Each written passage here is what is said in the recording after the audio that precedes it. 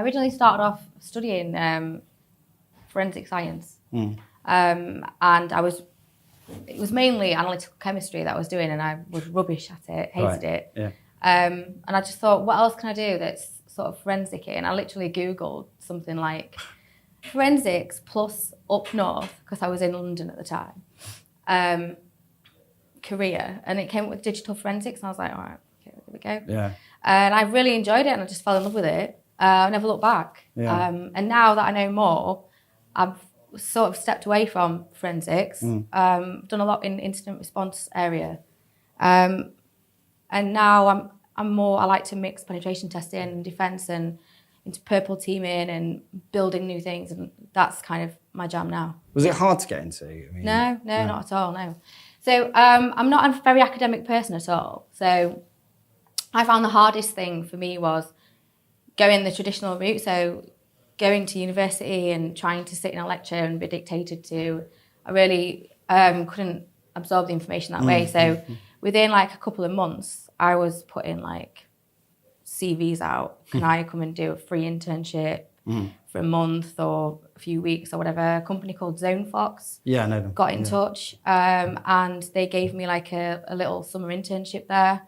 And then from there, it just sort of snowballed, and I got headhunted, and I've been in a really fortunate position. I've not really had to strive for a job because of the experience. So I finished my degree, but yeah. Because you work for some pretty significant enterprises. Yeah.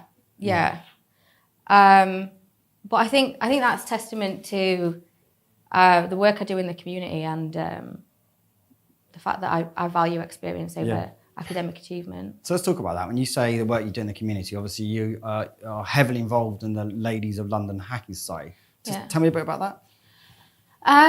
So that came about through frustration. So it's literally what it says on the tin. So it is a hacking society for women in London. We've expanded to Norwich, and we're opening one in Sheffield in January. So that's pretty exciting. Yeah. But basically, it's like a really technical meetup. It attracts loads and loads of women. It gets a lot of support from a lot of men in the community as well. And they just all come together. They do a penetration testing lab that's provided to us by Immersive Labs. I don't know if you know them. Yeah. They're pretty good. Yeah. And that's it. Yeah. Then we just drink loads of wine, like too much wine, and just eat and have a good time. It's good atmosphere. Yeah. Do you do this? Do you handle some of the training within that as well? Or Yeah. So I don't know. Let's say, for example, we might be doing a tutorial on pass the hash, for example. I will do the lab like the night before, go in on the day, plug in on a big screen, and everyone will just literally follow along, and I'll talk through what I'm doing step by step. And then they'll get a general lecture that lasts maybe 20 minutes. Right. Or a little bit longer. And then whichever company hosts us, they get like talk time. So bit of exposure. Yeah. So they get basically a pre-sales meeting in front of 100 or so women that represent. That's 100 or so. It goes quite a lot, isn't it? Yeah. I think the least we've got in recent months has been about 40. Yeah. Yeah, and then a couple of months ago we had about 110. Yeah, so it's a lot of people representing a lot of different companies, so it's quite useful. Are you finding that they tend to be enterprise organisations, or are they SMB? What sort of size? Both, really? Yeah. Right. So there are enterprises that aren't interested, and they just hear the word hacking and think we don't want to get involved, and fair enough. Yeah. But then we've had like Microsoft, Facebook, Just Eat that have supported us, and then smaller companies like some small recruitment companies that just kind of want to get in front of people. Yeah. So we don't care who it is if they've got the right attitude and they're happy to have us. Yeah. Trash in their place. I'm joking. So, what do you think we're getting wrong? Why do you think there's so many? Why is security so difficult now? What do you mean by difficult? Well, it would appear that we're having more and more issues, more and more breaches. It would appear that we're struggling to keep the perpetrators out. Okay. Why is it so difficult? I think there's a lot of misinformation, a lot of scaremongering. So a lot of tools. A lot of fear selling. Sorry? A lot of fear selling going on. Yeah, spot on, yeah.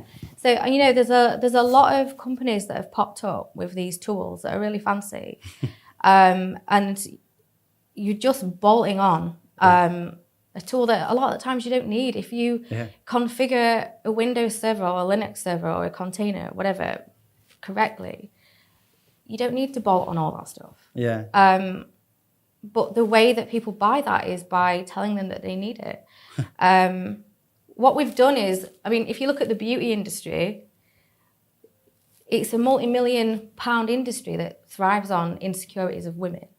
So that's exactly what's happening in cybersecurity. It's a multi-million-pound industry that thrives on the insecurities of C-level members of companies. So, we have to keep drip feeding them bullshit, basically, that's going to make them go out and, sorry to swear, but it's going to make them go out and just buy things that they don't need. So there's a lot of mis-selling. There's a lot of miscommunication. So, you've got people that are in offensive security that don't feel the need to know about defense, remediation, mitigation. And you've got people in defense that don't fully understand the offense. So how can you remediate? How can you do anything of any value if you don't understand the full cycle of what you're doing? Does that make sense? Yeah, it does make sense. Yeah. Sort of stepping back to your previous point, I think that one of the things we've got to try and move away from is stop the industry from being driven by sales and marketing. We've got to move away from that because it's not going to help. Apart from anything else, it's going to create a massive barrier between security professionals or security vendors, I should say, and then security professionals. Like if we don't move away from this culture of trying to sell things to people and actually if security vendors don't start partnering with the industry, we're screwed. Well, don't you think that's already happened? So I went to InfoSec this year. I had a nice time. But I've also been to multiple meetups, every month. And what is happening in the meetups, the knowledge that is being shared is significantly more intelligent and more useful and more at the forefront of the industry than anything you're going to hear at these big, massive vendor bashers. I went to a couple of, I can't even remember what these talks were on at InfoSec. And I'm not, I like InfoSec. I always have a really good time when I go, but the talks that were on, they weren't technical. They weren't technical enough. And they weren't interesting and they were out of date. Whereas you can go to a security meetup or a DevSecOps meetup that's run by people in the industry, that's run through the need to change. People turn up because they want to turn up. Their companies haven't sent them there. It's on a Friday night or whatever. And they go and have a great time and share knowledge and debate things. And that's where the ingenuity is happening. And there is a massive disparity between what people are paying to attend and what people are attending for free. And they're just sharing that knowledge because they want to. And I think that's working because of the lack of vendors.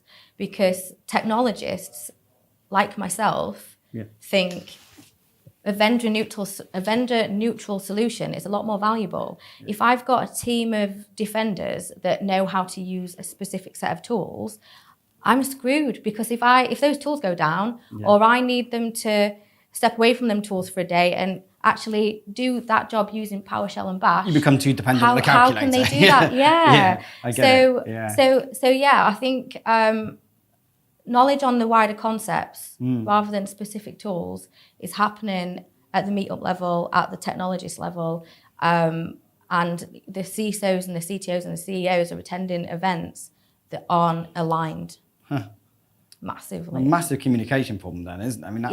It's an industry-wide tectonic plate issue there. That's crazy, isn't it? It's crazy. Yeah.